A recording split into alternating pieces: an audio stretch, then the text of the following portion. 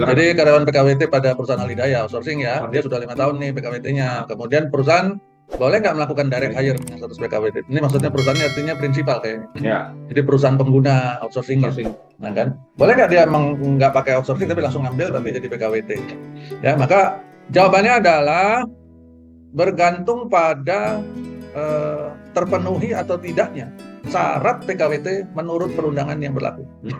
Ya, sesederhana itu Bapak Ibu. Ya. Jadi kita sebenarnya tidak perlu bingung apakah asal-usul si karyawan ini berangkat dari karyawan outsourcing yang dipekerjakan di tempat kita, atau dia karyawan dari grup, atau dia karyawan perusahaan sebelah, perusahaan depan rumah, dan sebagainya, atau karyawan dari mana, kita nggak perlu pusing.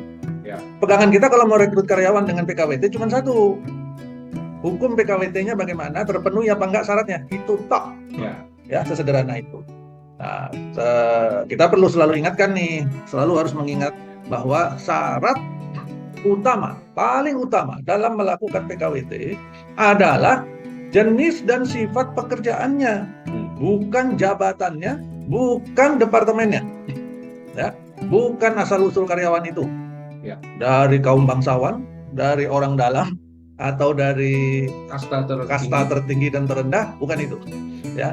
Tapi jenis dan sifat pekerjaannya harus sementara sifatnya. Wes, titik, itu doang. Ya, jenis dan sifat pekerjaannya sementara.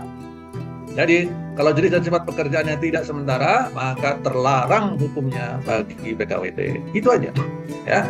Jadi meskipun si karyawan nih dia berangkat dari Alidaya yang ada di perusahaan Alidaya, tapi ditempatkan di perusahaan kita, misalkan. Berarti kita ini adalah prinsipalnya.